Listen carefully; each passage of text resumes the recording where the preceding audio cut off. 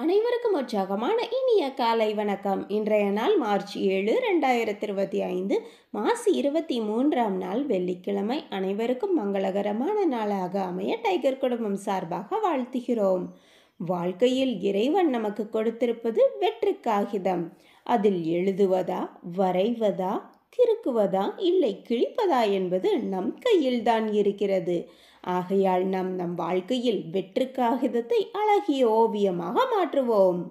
இப்பொழுது நாம் அனைவரும் 8 மீது நிற்கிறோம். நமது விஷன் மிஷன் இறைவணக்கம் கூறப்போகிறோம். இதை நான் சொல்ல சொல்ல அதன் இடைவெளியில் நீங்களும் அதை திரும்பச் சொல்லுங்கள். அப்படி சொல்வதனால் உங்களுக்குள் ஆற்றல் பெருகுவதை நீங்கள் உணர்வீர்கள்.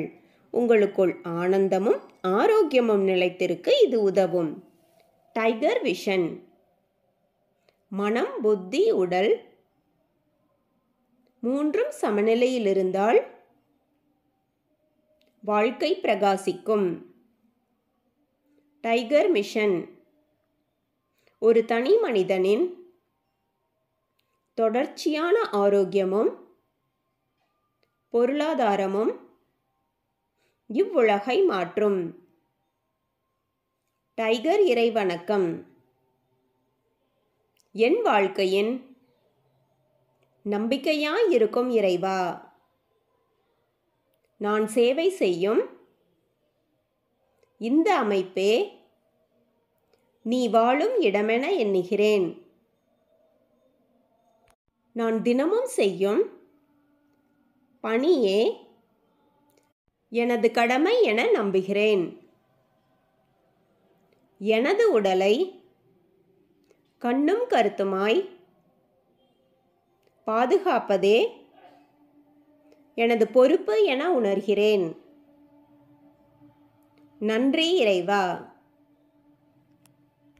நாம் ஆயுள் முழுவதும் ஆரோக்கியத்தோடு ஆனந்தமாய் வாழ்வதற்கு நமக்கு ஆயுள் முழுவதும் ஆசானாய் 8 நடைப்பயிற்சியை கற்றுத்தர வருகிறார் நமது குரு டாக்டர் டைகர் தேன்கூடு பிரபாகரன் அண்ணா அவர்களை உற்சாகத்தோடு வரவேற்கிறோம்.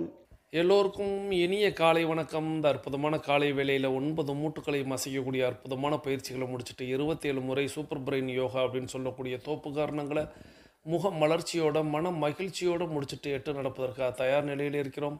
8 மீது நிற்கிறோம்.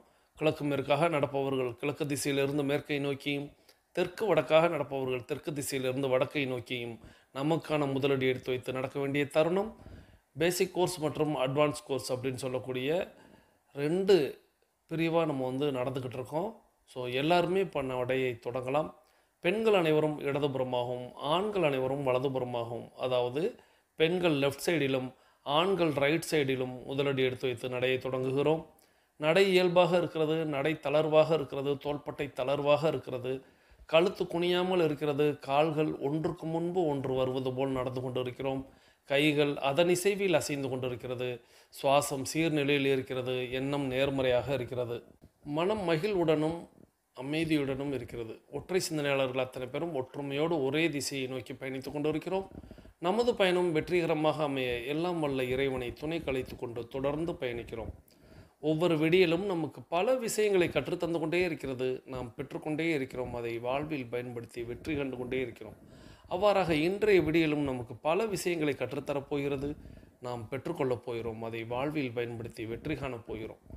ஒவ்வொரு நாளும் நமது நடையை தொடங்கும் போது நாம் சில பல நினைவூட்டல்களை நினைவூட்டுவது வழக்கம். அவ்வாறாக இன்றைய நினைவூட்டல்கள் நம்முடைய பயிற்சிகளை, முயற்சிகளை, நிகழ்ச்சிகளை, செயல்களை தொடங்குவதற்கு முன்பாக முதலில் நாம் செய்ய வேண்டியது நமது தாயை வணங்க வேண்டும், நமது தந்தையை வணங்க வேண்டும், நமது குருமார்களை வணங்க வேண்டும், நமது இயற்கை, இறைவன், பிரபஞ்சம், நமது இஷ்ட தெய்வங்களை வணங்க வேண்டும், நமது மூதாதையர்கள், முன்னோர்களை வணங்க வேண்டும். இவர்களிடம் அருளாசி பெற்று இவர்களை வழித்துணைக்கு அழைத்து நாம் நமது பயிற்சிகளை, முயற்சிகளை, நிகழ்ச்சிகளை, செயல்களை தொடங்கினால் அது வெற்றியில் நிறைவடையும். அவர்கள் நமக்கு என்றென்றும் ஒரு ஊன்றுகோலாக, ஒரு தூண்டுகோலாக நம்மோடு பயணிப்பார்கள். ஆகையால் அதில் வெற்றி கிட்டும். இதை மனதில் எண்ணி ஒவ்வொரு நாளும் நாம் தொடங்க வேண்டும். 2 டம்ளர் வெதுவெதுப்பான நீர் பருகி நமது பயிற்சிகளை தொடங்கி இருக்க வேண்டும். நமக்கு அருகில் எப்பொழுதுமே குடிநீர் இருக்கும்படியாக பார்த்து கொள்ள வேண்டும். நமது உள்ளங்கைகளை மடக்கி பார்த்திருக்க வேண்டும். விரலின் நகங்களின் வண்ணங்களை பார்த்திருக்க வேண்டும். சுவாசத்தை சோதித்து பார்த்திருக்க வேண்டும். இவையெல்லாம் அடுத்த 21 நிமிடங்களில் 42 நிமிடங்களில் எவ்வாறாக மாறுகிறது என்பதை நாம் கண்கூடாக பார்ப்பதற்காக முன்னமேயே நாம் பார்த்து வைத்திருக்க வேண்டும். நம்மை இணைத்து வைத்தவர்களுக்கு நன்றிகளையும் நாம் இணைத்து வைத்தவர்களுக்கு வாழ்த்துக்களையும் ஆசிகளையும் வழங்கியிருக்க வேண்டும். நம்மை இணைத்து வைத்த அந்த சகோதர சகோதரியும் நாம் இணைத்து வைத்த அந்த சகோதர சகோதரிகளும் அவர்களது குடும்பம் மகிழ்ச்சியோடும் ஆரோக்கியத்தோடும் செல்வ வளங்களோடும் இருப்பதற்கு எல்லாம் வல்ல இயற்கையே, இறைவனே, பிரபஞ்சமே, இஷ்ட தெய்வங்களே, மூதாதையர்களே, முன்னோர்களே, அவர்களை நீங்கள் நிச்சயமாக வாழ்த்த வேண்டும். அவர்களுக்கு ஆசி வழங்க வேண்டும். அவர்கள் எண்ணியதெல்லாம் நடக்க வேண்டும். அவர்கள் கேட்டதெல்லாம் கிடைக்க வேண்டும். அவர்கள் குடும்பத்தில் மகிழ்ச்சி நிலைத்து இருக்க வேண்டும். அவர்களது குடும்பத்தில் ஆரோக்கியம் நிலைத்திருக்க வேண்டும். அவர்களுடைய தொழிலில் வளர்ச்சி இருந்து கொண்டே இருக்க வேண்டும். அவர்களுடைய பொருளாதாரத்தில் அவர்கள் முன்னேற்றத்தில் இருந்து கொண்டே இருக்க வேண்டும் என்று அவர்களுக்காக நாம் வேண்டி அவர்களுக்கு வாழ்த்து கூறி ஆசி வழங்கி பதில் நன்றியை கூறி நாம் பயணித்திருக்க வேண்டும். நமது ஆழ் மனதில் முத்தான 3 முக்கிய கேள்விகளை கேட்டிருக்க வேண்டும். முதல் கேள்வியாக, நாம் எதற்காக இப்பொழுது 8 நடைப்பயிற்சியை மேற்கொள்கிறோம்? 2வது கேள்வியாக, நாம் எதற்காக டைகர் குழுமத்தில் இணைந்து பயணிக்கிறோம்? 3வது கேள்வியாக, நாம் நமது இலக்கை நோக்கித்தான் பயணிக்கிறோமா? இந்த முக்கிய 3 கேள்விகளை ஆழ்மனதில் கேட்டு அதற்கான பதிலை நாம் பெற்றிருக்க வேண்டும். ஆழ் மனதிடம் நாம் பேச வேண்டும் என்பதை ஒவ்வொரு நாளும் நான் வலியுறுத்துவேன். அவ்வாறாக ஒவ்வொரு நாளும் நீங்கள் ஆழ் மனதிடம் கேட்டு பாருங்கள். நாம் எதற்காக இப்பொழுது 8 நடைப்பயிற்சியை மேற்கொள்கிறோம்? நமது ஆரோக்கியத்தை பெறுவதற்காக, நமது ஆரோக்கியத்தை மீட்டெடுப்பதற்காக, நமது ஆரோக்கியத்தை தக்க வைப்பதற்காக, நமது ஆரோக்கியத்தை புதுப்பிப்பதற்காக. இந்த 4ல் ஒரு கேட்டகரியில் நம்ம எல்லாருமே இருப்போம். அப்போது ஆரோக்கியம் அப்படிங்கிற ஒரு விஷயம் நமக்கு என்றென்றும் வேண்டும். நோய் எதிர்ப்பாற்றல் அப்படிங்கிற ஒரு விஷயம் நமக்கு என்றென்றும் வேண்டும். அப்படிங்கிறதுக்காக நாம் ஒவ்வொரு நாளும் 8 நடைப்பயிற்சியை மேற்கொள்கிறோம்.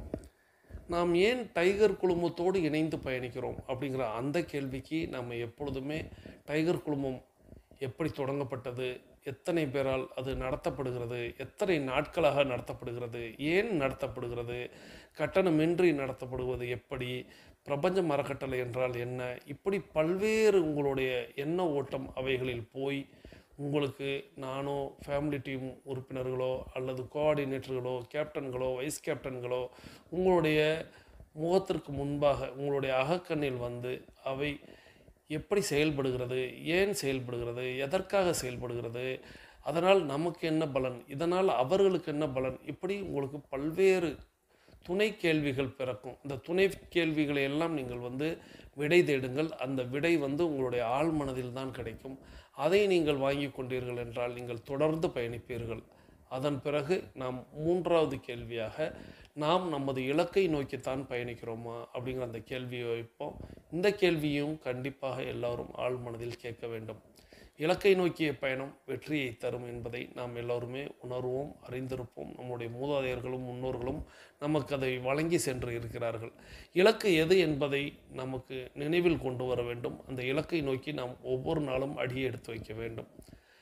இலக்கிலிருந்து நாம் தடம் மாறுகிறோமா, மடை மாறுகிறோமா, அல்லது கவனச்சிதறல் ஏற்படுகிறதா, அல்லது நமக்கு மூளைச்சலவை செய்யப்படுகிறதா என்பதை நாம் நமக்குள்ளாகவே கேட்டுக்கொள்ள வேண்டும். இங்கே மட்டுமல்ல, எங்கேயுமே நம்மளுடைய இலக்கை நோக்கி பயணிக்க விடாமல் வேறு ஏதேனும் தடை கற்களாக, வேறு ஏதேனும் மடைமாற்றுதலாக, வேறு ஏதேனும் திசை மாற்றுதலாக, வேறு ஏதேனும் மூளைச்சலவை செய்வதாக எங்கேனும் எப்போதும் உங்களுக்கு தோன்றினால் அதை இன்னும் ஆழமாக நீங்கள் யோசித்தீர்கள் என்றால் நிச்சயமாக அதிலிருந்து விடுபட்டு இலக்கை நோக்கி பயணிக்க முடியும். அனைவரது இலக்குகளையும் அடைவதற்கு எல்லாம் வல்ல இயற்கை இறைவன் பிரபஞ்சத்தை வேண்டி தொடர்ந்து நம்ம பயணித்து கொண்டிருக்கிறோம். தொடர்ந்து நம்ம இப்போ ஒரு அற்புதமான ஒரு ஆரோக்கிய குறிப்பு கேட்க போயிடும். இந்த அற்புதமான ஆரோக்கிய குறிப்பை நமக்கு தேர்வு செய்து அனுப்பி வைத்திருப்பவர் அம்மா சகோதரி டைகர் குமுதவள்ளி ஃப்ரம் மதுரை. இவங்க மதுரை டைகர் கிளப்போட கேப்டனாக இருக்கிறாங்க.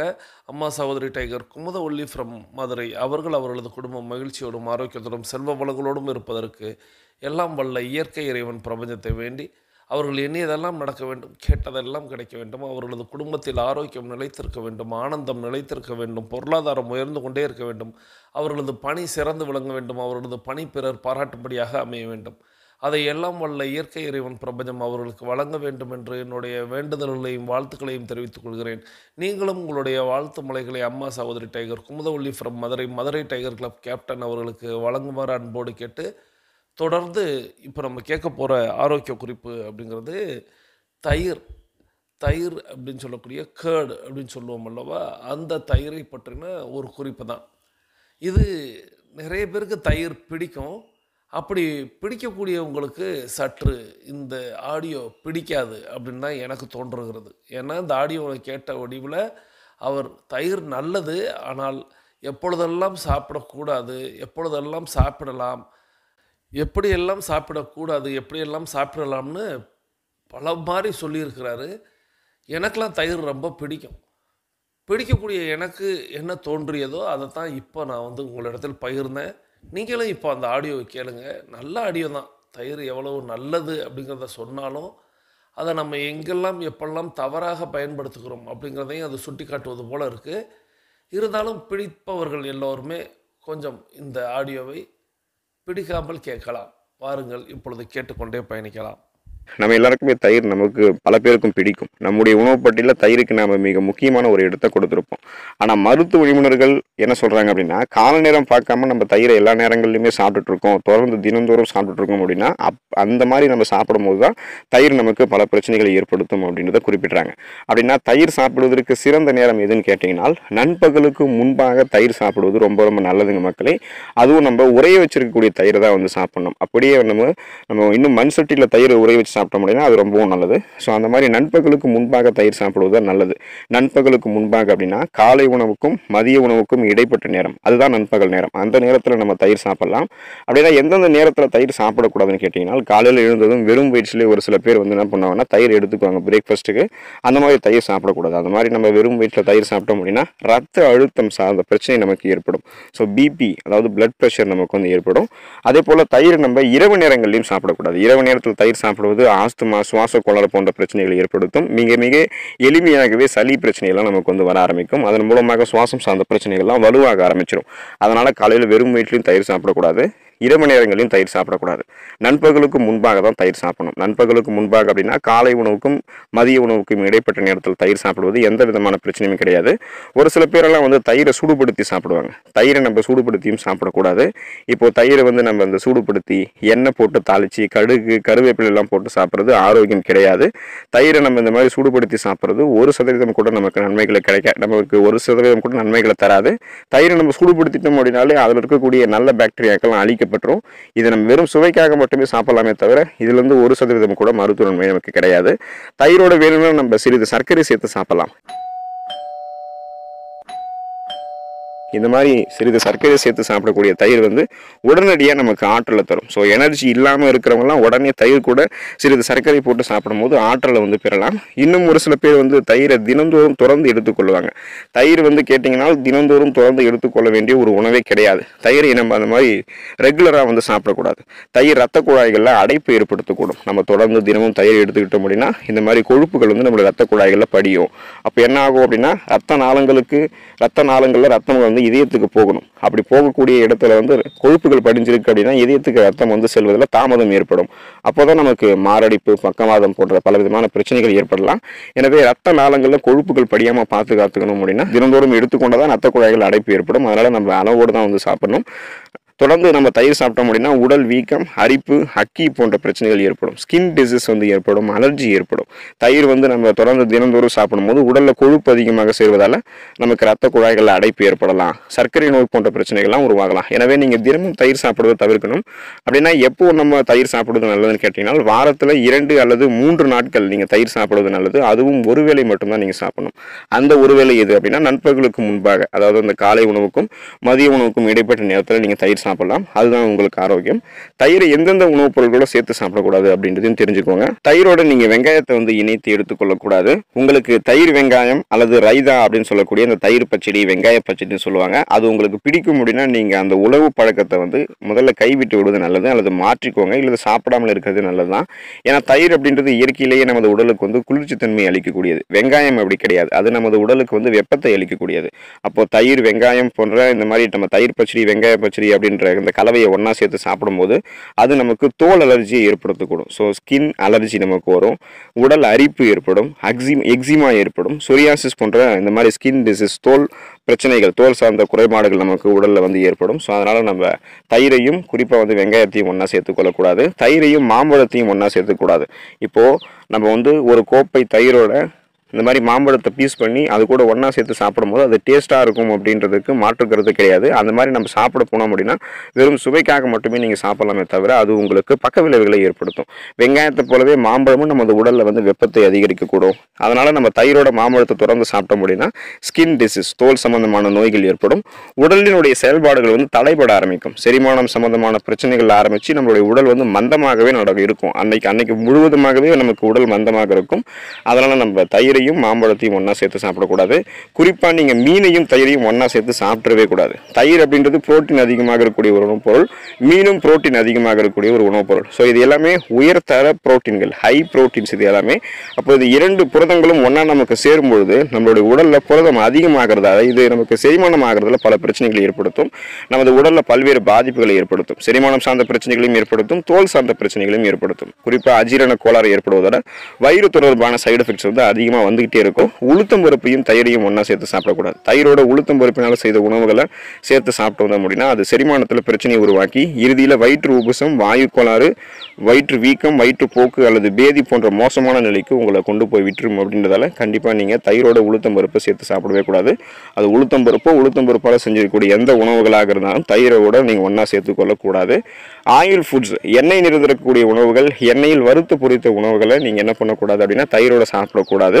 இப்போது நம்ம இந்த மாதிரி சால்னா சாப்பிட்றது, குறிப்பாக வந்து அது கூட வந்து எண்ணெயில் வறுத்து பொரித்த உணவுகளை எடுத்துக்கிறது, இது கூட வந்து நம்ம தயிரை வந்து ஒன்றா சேர்த்துக்கொள்ளக்கூடாது. ஏன்னா இது ரெண்டுமே வந்து புரதம் இருந்திருக்கக்கூடிய தயிரோடு நம்ம சாப்பிடும் போது செரிமானத்தை தாமதப்படுத்துவது மட்டும் இல்லாமல் நம்மை விரைவில் சோர்வடைய வச்சிடும். அதாவது அந்த ஆயில் ஃபுட்ஸும் தயிரும் ஒன்றா செரிமானம் ஆகிறதுக்குள்ளவே நமக்கு வந்து சோர்வடைய ஆரம்பிச்சிடும். இதன் காரணமாக தான் நம்ம அந்த ஆயில் ஃபுட்டு சாப்பிட்டதுக்கப்புறம் இந்த லஸ்ஸி போன்ற அந்த பால் மற்றும் பால் பொருட்கள் சம்பந்தமான பொருட்களை எடுத்துக்கொள்ளும் போது விரைவில் தூக்கம் வருவதற்கான காரணம் இதுதான். ஸ்ட்ரெஸ், டென்ஷன் நமக்கு வர ஆரம்பிக்கும். அப்படி நமக்கு வந்து சோம்பேறித்தனம் வர ஆரம்பிச்சிடும். ஸோ அந்த மாதிரி நம்ம வந்து தயிர் இந்த உணவுப் பொருட்களை சேர்த்து எடுத்துக்கொள்ளக்கூடாது. ஸோ இப்போ நீங்கள் தயிரை வந்து சாப்பிட்றீங்க அப்படின்னா உரைய வச்சிருக்கக்கூடிய தயிர் சாப்பிட்றது உங்களுக்கு நல்லது. நீங்கள் இன்னும் மண் சட்டியில் உரை வச்சிருக்கக்கூடிய தயிரை சாப்பிட்டீங்கன்னா அது உங்களுக்கு இன்னும் நல்லது.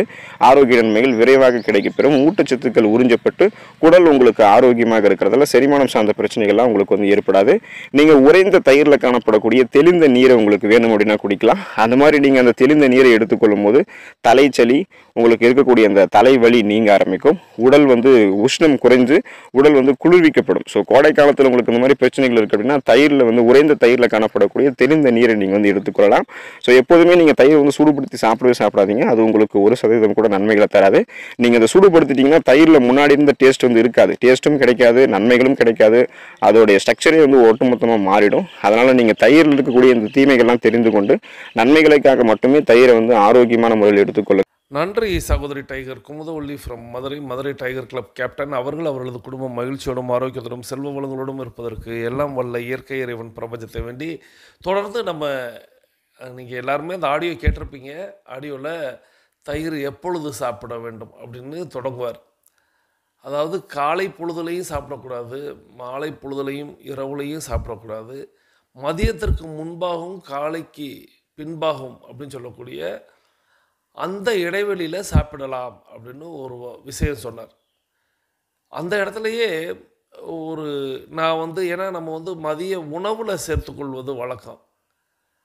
மதிய உணவு நேரத்தில் சாப்பிடக்கூடாது, அதற்கு முன்பாக சாப்பிடணும் அப்படின்னு சொல்லும் பொழுது அந்த இடத்துலையே நம்ம ஒரு பாயிண்ட் வந்து அதை நம்ம நிறைவு செய்யலையே அப்படின்னு தோன்றுகிறது.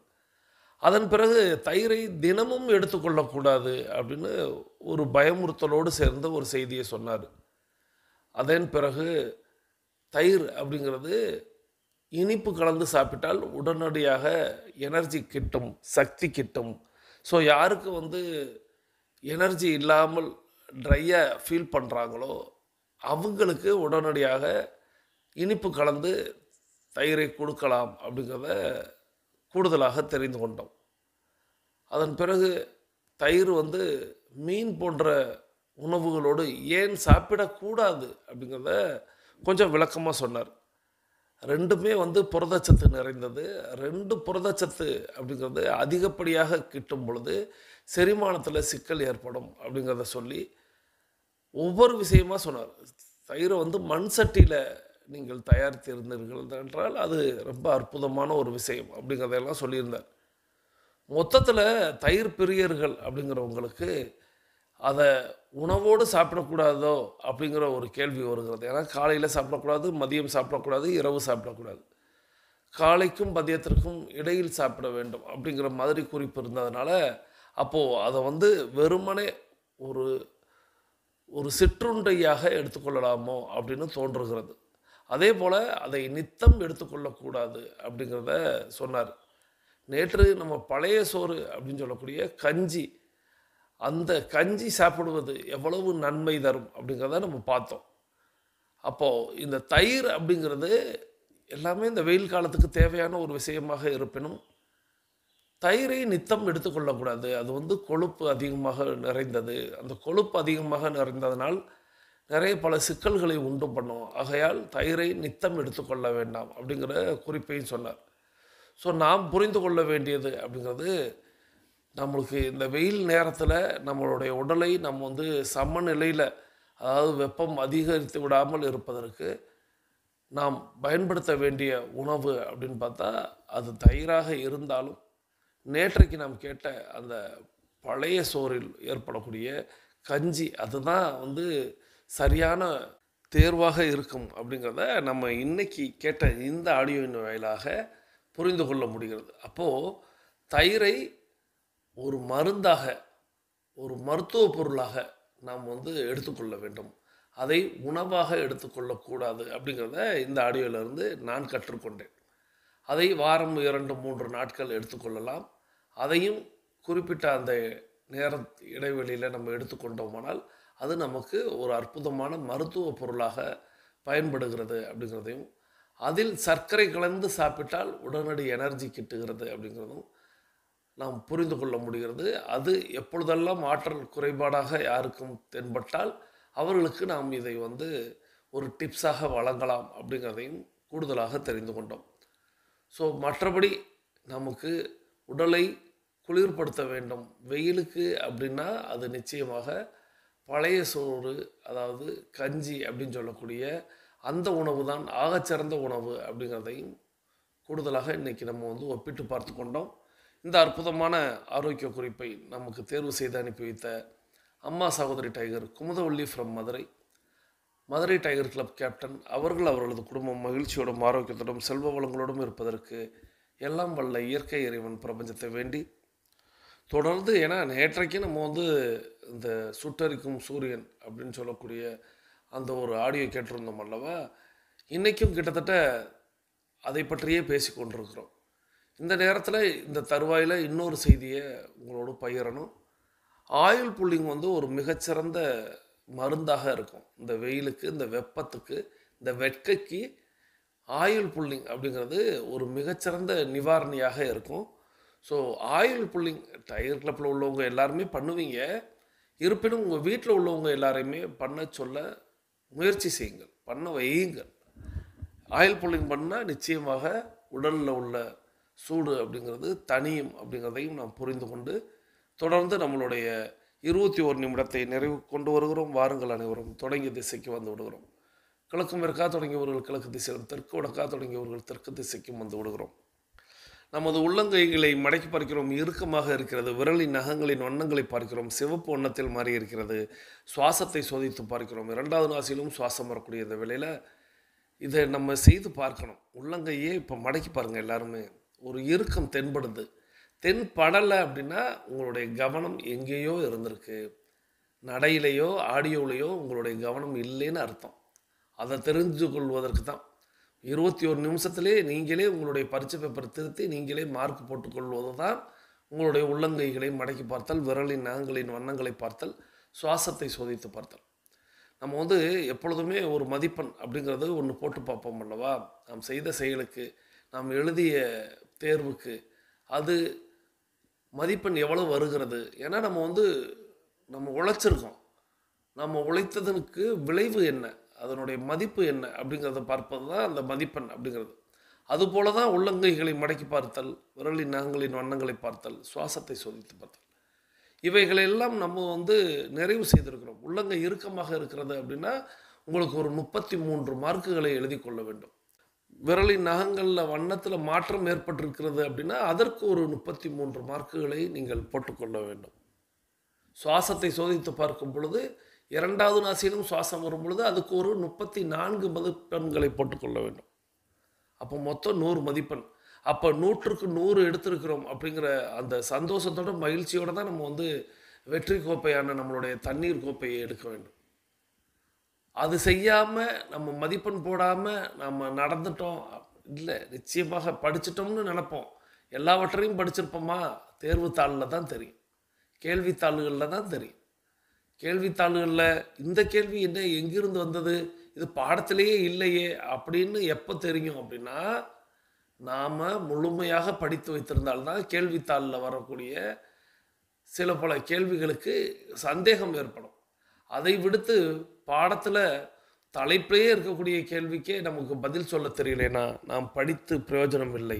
ஆகையால் தேர்வு அப்படிங்கிறது அப்பொழுது நாமே செக் பண்ணிக்கிறோம். இப்போ பள்ளி குழந்தைகளுக்கெல்லாம் பார்த்திங்கன்னா வீக்லி டெஸ்ட் வந்துருச்சு. நாங்கள்லாம் படிக்கும்போது மந்த்லி டெஸ்ட் அப்படின்னு இருக்கும். மாதம் மாதம் ஒரு ரீசெக், அதன் பிறகு குவார்ட்டர்லி. அப்போ அந்த காலங்கள் 3 மாத காலத்திற்கு இடைவெளியில் என்ன படித்தோம் அப்படிங்கிறத ஒரு செக்கு. இப்படி நம்மளை செதுக்கிக் கொள்வதற்கு பேர் தான் தேர்வு. ஸோ அதுபோல் ஒரு தேர்வுகள் தான் இந்த உள்ளங்கைகளை மடக்கி பார்த்தல் எல்லாம். சரி, செஞ்சுருப்பீங்க. இப்போ நீங்கள் தண்ணீரை எடுத்து பருகியிருப்பீங்க. 2 வாய் நீர் தான் பருகியிருப்பீங்கன்னு நம்புகிறேன். இப்போ உங்களுக்கு அருகில் இருக்கக்கூடிய மொபைல் ஃபோனை கையில் எடுத்துக்கிட்டு கருத்து பதிவிட போகிறீர்கள். இன்றைக்கி என்ன கருத்து பதிவிட போகிறோம் அப்படின்னா, நம்மளுடைய தினசரி நடவடிக்கை அறிக்கையை நேற்றைக்கு நீங்கள் சமர்ப்பித்து விட்டீர்களா? இது முதல் கேள்வி. 2வது கேள்வி, தினசரி நடவடிக்கை அறிக்கை அதை நீங்கள் சமர்ப்பிக்கும் பொழுது உங்களுக்கு வரக்கூடிய மதிப்பெண்களின் சராசரி எவ்வளவு? டெய்லி ஆக்டிவிட்டி ரிப்போர்ட் அப்படின்னு சொல்லக்கூடிய தினசரி நடவடிக்கை அறிக்கை நீங்கள் சமர்ப்பிக்கும் பொழுது உங்களுக்கு வரக்கூடிய மதிப்பெண்களின் சராசரி எவ்வளவு அப்படின்னா, ஒரு நாளைக்கு 38 வரும், ஒரு நாளைக்கு 40 வரும், ஒரு நாளைக்கு 42 வரும், 45 வரும். இப்படி விதவிதமாக இருக்கும். சில நாளைக்கு 50 கூட முழுமையாக வரும்.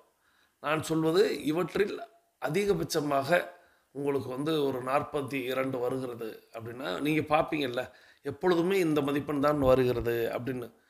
அல்லது ஒரு கூட்டுத்தொகையாக எல்லாவற்றையும் கூட்டி அதை வகுத்தால் என்ன ஒரு சராசரி கிட்டுங்கிற மாதிரி அதிகபட்சமாக உங்களுக்கு எந்த எண் உங்களுக்கு கண்ணில் தட்டுப்பட்டு கொண்டே இருக்கும். அதுதான் உங்களுடைய சராசரி மதிப்பெண். அந்த மதிப்பெண்ணை குறிப்பிடுங்கள். 3வதாக நம்மளுடைய ஸ்லோகன் சொல்லக்கூடிய நேரம், வாழ்க நலத்துடன் வாழ்க வளத்துடன் அப்படின்னு நீங்கள் உங்களுடைய வாக்கியத்தால் எழுதுங்க. எல்லாரையும் சொல்வது, உங்களையும் சேர்த்து சொல்வது. வாழ்க நலத்துடன் வாழ்க வளத்துடன். இந்த ஸ்லோகனை டைப் செய்து கொண்டே பேசிக் கோர்ஸில் இருக்கக்கூடிய சகோதர சகோதரிகள் அஃப்ரமேஷன் விசுவலைசேஷன் செய்துட்டு மீது இருக்கக்கூடிய ஆடியோவை கேட்குவாங்க. அட்வான்ஸ் கோர்ஸில் இருக்கக்கூடிய 42 நிமிட நடைக்காரர்களுக்கான அடுத்த சுற்று தொடங்குகிறோம். இப்பொழுது ஆண்கள் அனைவரும் இடதுபுறமாகவும் பெண்கள் அனைவரும் வலதுபுறமாகவும், அதாவது ஆண்கள் லெஃப்ட் சைடிலும் பெண்கள் ரைட் சைடிலும் முதலடி எடுத்து வைத்து நடையை தொடங்குகிறோம். நடை இயல்பாக இருக்கிறது, நடை தளர்வாக இருக்கிறது, தோள்பட்டை தளர்வாக இருக்கிறது, கழுத்து குனியாமல் இருக்கிறது, கால்கள் ஒன்றுக்கு முன்பு ஒன்று வருவது போல் நடந்து கொண்டு இருக்கிறோம். கைகள் அதன் இசைவில் அசைந்து கொண்டு இருக்கிறது. சுவாசம் சீர் நிலையில் இருக்கிறது. எண்ணம் நேர்மறையாக இருக்கிறது. மனம் மகிழ்வுடனும் அமைதியுடனும் இருக்கிறது. ஒற்றை சிந்தனையாளர்கள் அத்தனை பேரும் ஒற்றுமையோடு ஒரே திசையை நோக்கி பயணித்து கொண்டு இருக்கிறோம். நமது பயணம் வெற்றிகரமாக அமைய எல்லாம் வல்ல இறைவனை துணை கலைத்து கொண்டு தொடர்ந்து பயணிக்கிறோம். தொடர்ந்து இடைவெளிக்கு முன்பாக ஆயுள் புல்லிங் அப்படிங்கிறத செய்யுங்கள் அப்படின்னு சொன்னேன். இந்த ஆயுள் புல்லிங் அப்படிங்கிறது நான் பலமுறை சொல்லி கொடுத்துருப்பேன். இருப்பினும் இன்றைக்கி அதை நினைவூட்டும் விதமாக நம்ம அதை நம்மளை சுற்றி விளையக்கூடிய எள்ளு அல்லது தேங்காய், இந்த 2 எண்ணெயில் செய்வது தான் சிறந்தது. அதில் தேங்காய் எண்ணெய் அப்படிங்கிறது சில பேருக்கு கொப்பளிக்கும் பொழுது அந்த வாசனை, அதனுடைய நுகர்வு தன்மையில் ஒரு மாற்றம் ஏற்படும். அதனால் புறையேறும். அதனால் நிறைய பேருக்கு தேங்காய் எண்ணெய் அப்படிங்கிறது ஒவ்வாமையாக இருக்கிறது. அதாவது கொப்பளிக்கும் பொழுது, உணவோடு நான் சாப்பிடும் பொழுது ஒவ்வாமை சொல்ல, கொப்பளிக்கும் பொழுது சொல்கிறேன். எள் எண்ணெய் அப்படின்னு சொல்லக்கூடிய நல்லெண்ணெய் அதில் கொப்பளித்தல் அப்படிங்கிறது தான் காலங்காலமாக எல்லாரும் செஞ்சுக்கிட்டு இருக்காங்க. நானுமே எள் எண்ணெய் அப்படின்னு சொல்லக்கூடிய நல்லெண்ணெயில் தான் எண்ணெய் கொப்பளித்தல் அப்படிங்கிறத செய்கிறோம். இந்த நல்லெண்ணெய் கொப்பளித்தலை இதயம் நல்லெண்ணெய் நிறுவனத்தார் ஆயில் புல்லிங் அப்படின்னு ஒரு சேஷன் பாக்கெட்டாகவே தர்றாங்க. 10 ml அப்படிங்கிறது நித்தம் நம்ம செய்யணும் அப்படிங்கிறதுக்காக ஃப்ரெஷ்ஷாக அந்தந்த மாதம் தயாரித்து அந்தந்த மாதம் தர்றாங்க. ஸோ அதை நம்ம டைகர் கிளப் வாயிலாக நீங்கள் சப்ஸ்கிரைப் பண்ணிக்கலாம். 1 வருடத்திற்கு அப்படிங்கிறத நீங்கள் பணம் கட்டிட்டீங்க அப்படின்னா இதயம் நல்லெண்ணெயிலேருந்தே மாதம் மாதம் உங்கள் வீட்டுக்கு கொரியரில் ஃப்ரெஷ்ஷாக ஆயில் புல்லிங் ஷேஷர்ட் வரும். அதுக்கு வாய்ப்பு இருப்பவர்கள் நீங்கள் எங்களை தொடர்பு கொள்ளலாம். வாட்ஸ்அப்பில் நீங்கள் கேட்டுக்கலாம். இதை பற்றி இன்னொரு நாளைக்கு இன்னும் விளக்கமாக பார்க்கலாம். உங்களுக்கு ஆயில் புல்லிங் தேவைப்படுகிறது அப்படின்னா சப்ஸ்கிரிப்ஷன் கட்டுவதற்கு என்ன வழி அப்படிங்கிறத வாட்ஸ்அப்பில் கேளுங்க. நான் உங்களுக்கு அதற்கான எல்லா டீட்டெயிலும் தரேன். நீங்கள் சப்ஸ்கிரைப் பண்ணி நித்தம் ஆயில் புல்லிங் பண்ணி நீங்கள் ஆரோக்கியமாக இருப்பதற்கு எங்களுடைய வாழ்த்துக்களை சொல்லி தொடர்ந்து நம்ம ஒரு அற்புதமான கதை கேட்க போயிடும். இந்த அற்புதமான கதையை நமக்கு தேர்வு செய்து அனுப்பி வைத்திருப்பவர் சகோதரி டைகர் சித்ரா முருகேசன் ஃப்ரம் கோயம்புத்தூர். இவங்க கோயம்புத்தூர் டைகர் கிளப்பில் உறுப்பினராக இருக்கிறாங்க. சகோதரி டைகர் சித்ரா முருகேசன் ஃப்ரம் கோயம்புத்தூர். அவர்களது குடும்பம் மகிழ்ச்சியோடும் ஆரோக்கியத்தோடும் செல்வ வளங்களோடும் இருப்பதற்கு எல்லாம் வல்ல இயற்கை இறைவன் பிரபஞ்சம் துணை நிற்க வேண்டும். அவர்கள் எண்ணியதெல்லாம் நடக்க வேண்டும், கேட்டதெல்லாம் கிடைக்க வேண்டும். அவர்களது குடும்பத்தில் ஆரோக்கியம் நிலைத்திருக்க வேண்டும், ஆனந்தம் நிலைத்திருக்க வேண்டும். அவர்களுடைய பொருளாதாரம் உயர்ந்து கொண்டே இருக்க வேண்டும். அவர்களது பணி சிறந்து விளங்க வேண்டும். அவர்களது பணி பிறர் பாராட்டும்படியாக அமைய வேண்டும். அதை எல்லாம் வல்ல இயற்கை இறைவன் பிரபஞ்சம் அவர்களுக்கு வழங்க வேண்டும் என்று என்னுடைய வேண்டுதல்களையும் வாழ்த்துக்களையும் தெரிவித்துக் கொள்கிறேன். நீங்கள் உங்களுடைய வாழ்த்து மலைகளை சகோதரி tiger Chitra Murugesan from Coimbatore tiger club உறுப்பினர் அவர்களுக்கு வழங்குமாறு அன்போடு கேட்டு இப்பொழுது வாருங்கள் அந்த கதையை கேட்டுக்கொண்டே பயணிக்கலாம். தமிழக நாடோடி கதை ஒன்றை மையமாக கொண்டு எழுதப்பட்ட கதை. முன்னொரு காலத்துல ஆதிகேசவன்கிற மன்னர் தன் நாட்டை ரொம்ப சிறப்பா ஆட்சி செஞ்சுட்டு வந்தாரு. பொதுவா எல்லா மன்னர்களும் தன் நாட்டு மக்கள் நல்லா இருக்காங்களா, அவங்களுக்கு ஏதாவது குறை இருக்கான்னு நேர்ல பார்த்து தெரிஞ்சுக்கிறதுக்காக அப்பப்போ மாறுவேஷம் போட்டுட்டு மக்களோட மக்களா போய் பாக்குற மாதிரி இந்த மன்னரும் ஒரு நாள் தன் அமைச்சரை கூட்டிட்டு மாறு வேஷத்துல நகர்வலம் போயிருந்தாரு. இவரோட மந்திரி ரொம்ப புத்திசாலி. அப்பப்போ இந்த மன்னன் தன் மந்திரி கிட்ட பல விஷயங்களை தத்துவ ரீதியா விவாதிக்கிறது உண்டு. அப்படித்தான் அன்னைக்கும் தான் மந்திரி கிட்ட நிறைய விஷயங்களை பேசிட்டு வந்த மன்னர் திடீர்னு ஒரு புதிரான கேள்வி ஒன்ன கேட்டாரு. அதாவது, இந்த நாட்டுல பார்வை உள்ளவர்கள் அதிகமா இல்ல பார்வையற்றவர்கள் அதிகமா, அதே மாதிரி செவித்திறன் உள்ளவர்கள் அதிகமா இல்ல காது கேட்காதவர்கள் அதிகமா அப்படின்னு கேட்டாரு. மன்னர் இந்த கேள்வியை கேட்ட விதத்திலிருந்தே அவர் இதை நேரடியா கேட்கல, ஏதோ ஒரு உள்நோக்கத்தோட தான் கேட்கிறாரு, தங்கிட்ட இருந்து தத்துவ ரீதியான ஒரு பதிலை எதிர்பார்க்கிறாரு அப்படின்னு புரிஞ்சுக்கிட்டாரு அந்த புத்திசாலி மந்திரி. மன்னருடைய இந்த கேள்விக்கு பதில் சொல்றதுக்காக அங்க ஒரு சின்ன நாடகத்தை நடத்தலான்னு முடிவு பண்றாரு மந்திரி. இந்த மந்திரி தன் கையில ஒரு நீளமான துணியை வச்சிருந்தாரு. அந்த துணியை எடுத்து தலையில கட்டுனவரு மன்னர்கிட்ட, மன்னா, இப்போ நீங்க கொஞ்ச தூரம் தள்ளி போய் நின்னுக்கோங்க. இன்னும் கொஞ்ச நேரத்துக்கு நம்ம 2 பேரையும் ஒருத்தருக்கொருத்தர் தெரியாதுன்னு நினைச்சுக்கோங்க. நீங்க இப்ப என்ன பண்றீங்கன்னா, தோ அங்க வரான்ல அந்த ஆளுக்கிட்ட போய் என் தலையில என்ன இருக்குன்னு கேளுங்க. நான் இந்த துணியை இடம் மாத்தி மாத்தி கட்டுவேன். அப்படி நான் பண்ணும் போதெல்லாம் நீங்க இன்னொருத்தரை கூப்பிட்டு இது என்னன்னு கேட்கணும் அப்படின்னு மந்திரி சொல்ல, மன்னரும் அவர் ஏதோ தன்னுடைய கேள்விக்கு வித்தியாசமான முறையில பதில் சொல்ல முயற்சி பண்றாரு அப்படின்னு புரிஞ்சுக்கிட்டு மந்திரி சொன்னபடியே செய்யறாரு. இந்த கேள்வியை கேட்ட வழிபோக்கர், ஆட இது கூட தெரியாதா, அது தலைப்பாக அப்படின்னு சொல்லிட்டு கிளம்புறாரு. இப்ப மந்திரி அந்த துணியை எடுத்து தன் தோள்ல போட்டுக்கிட்டு மன்னர்கிட்ட செய்க காமிக்க, மன்னர் அந்த பக்கமா போன வேற ஒருத்தரை கூப்பிட்டு மந்திரி தோள்ல இருக்கிறது என்ன அப்படின்னு கேட்க, அந்த வழிபோக்கரோ அது துண்டு அப்படின்னு பதில் சொன்னாரு. அவர் அந்த இடத்த விட்டு கிளம்பினதுக்கு அப்புறம் மந்திரி அந்த துணியை எடுத்து தான் இடுப்புல கட்டினாரு. மன்னர் திரும்பவும் இன்னொருத்தரை கூப்பிட்டு அதே கேள்வியை கேட்க, அதுக்கு அவர், என்னப்பா நீ பார்க்க விவரமான ஆள் மாதிரி இருக்க, இது கூட தெரியாதா? அது இடைக்கச்சை அப்படின்னு சொன்னாரு. எல்லாரும் விதவிதமான பதில் சொன்னதும் மன்னருக்கு ஆர்வம் தாங்க முடியல. இதிலிருந்து மந்திரி என்ன சொல்ல வராருன்னு அவருக்கு புரியல.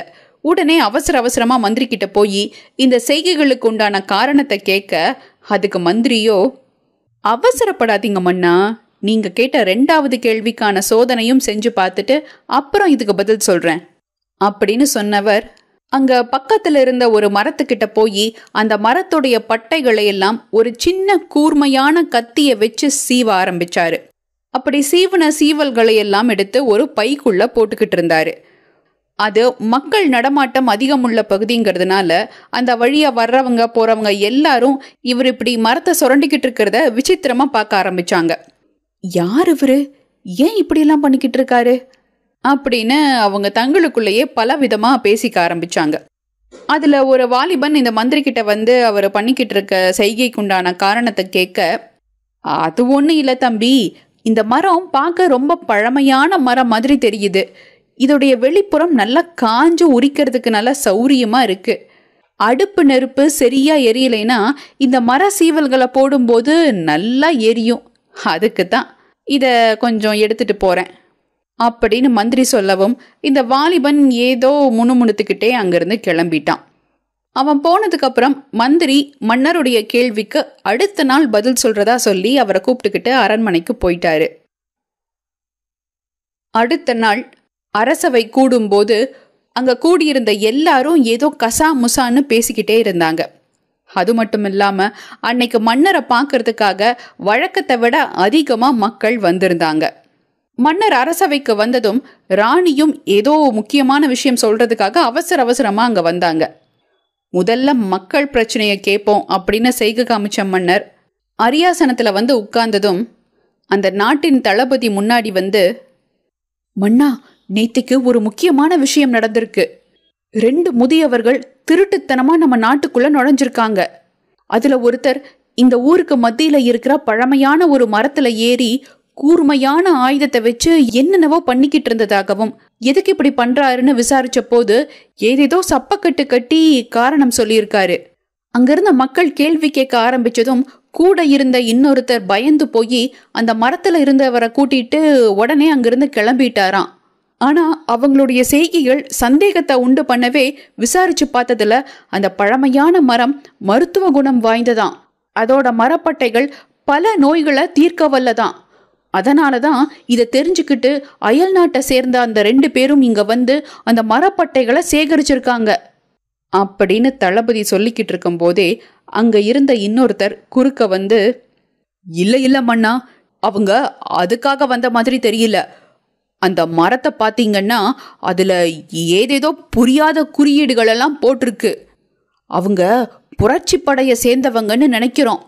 அவங்க கூட்டாளிகளுக்கு தகவல் சொல்றதுக்காக தான் இப்படி புரியாத குறியீடுகளை மரத்துல செதுக்கியிருக்காங்க அப்படின்னு அவர் சொல்ல, உடனே ராணி அவரை இடமறிச்சு, மன்னா, அந்த 2 பேரும் பார்க்க இந்த ஊர் ஆளுங்க மாதிரி இல்லாததுனால ஒற்றர்களா இருப்பாங்களோன்னு பேச்சு அடிபடுது. நம்ம பணிப்பெண்களும் அவங்கள பார்த்துருக்காங்க. அவங்க சொன்ன விஷயத்தை தான் நான் உங்ககிட்ட சொல்ல வந்தேன். அவங்க கண்டிப்பா அயல் நாட்டு ஒற்றர்களாகத்தான் இருக்கணும் அப்படின்னு சொல்ல மன்னருக்கு தலையே சுத்துற மாதிரி ஆயிடுச்சு. உடனே மந்திரி பக்கத்துல வந்து, மன்னா, எல்லாரும் பெரிய ஒற்றர்களா நினைச்சு தேடிக்கிட்டு இருக்கிறது யாருன்னு உங்களுக்கு புரியுதா? அது நம்ம 2 பேரையும் தான்.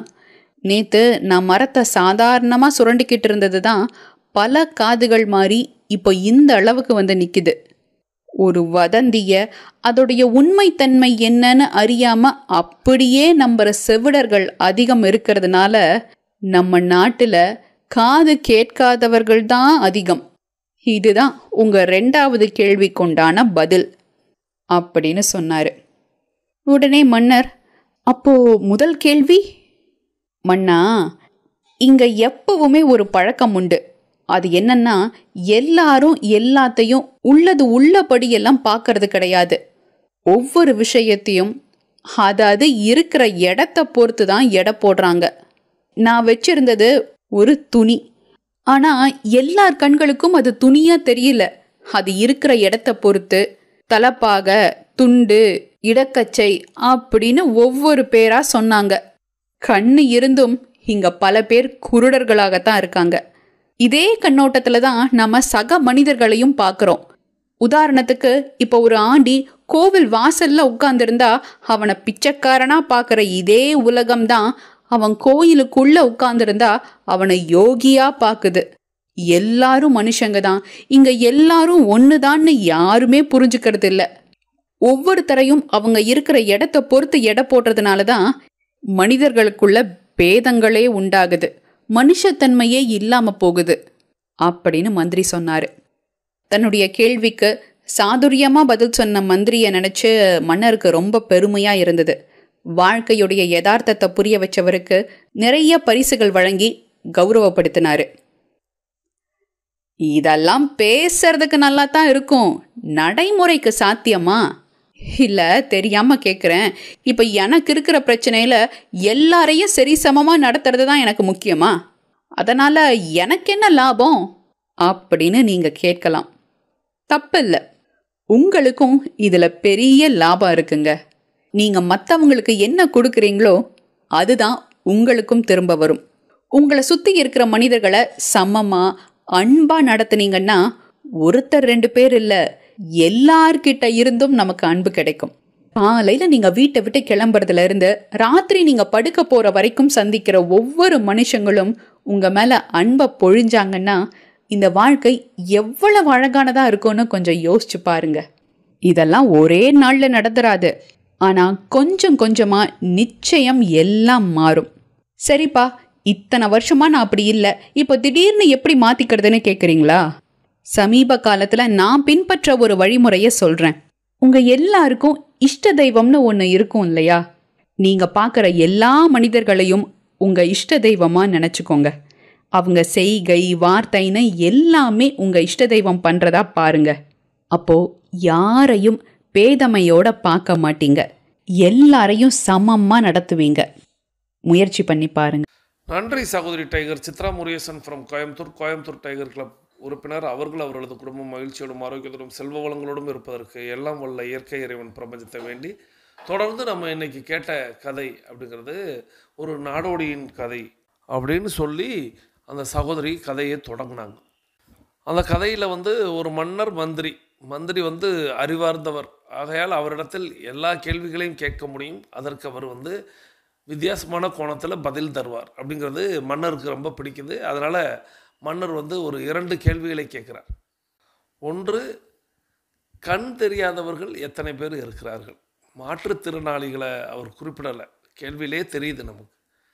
கண் இருந்தும் தெரியாதவர்கள் அப்படிங்கிற மாதிரி தான். அதே போல் காது இருந்தும் கேட்காதவர்கள், மாற்றுத்திறனாளிகள் அந்த இடத்துல குறிப்பிடலை. எத்தனை பேர் கண் இருந்தும் தெரியாமல் இருக்கிறாங்க, காது இருந்தும் சரியாக கேட்காமல் இருக்கிறாங்க அப்படிங்கிறத கேள்வியாக வைக்கிறார். கண் தெரியாதவர்கள் எத்தனை பேர், காது கேளாதவர்கள் எத்தனை பேர்னு. அதுக்கு மந்திரி அடுத்த நாள் நகர்வலத்தில் பதில் அளிக்கிறார்.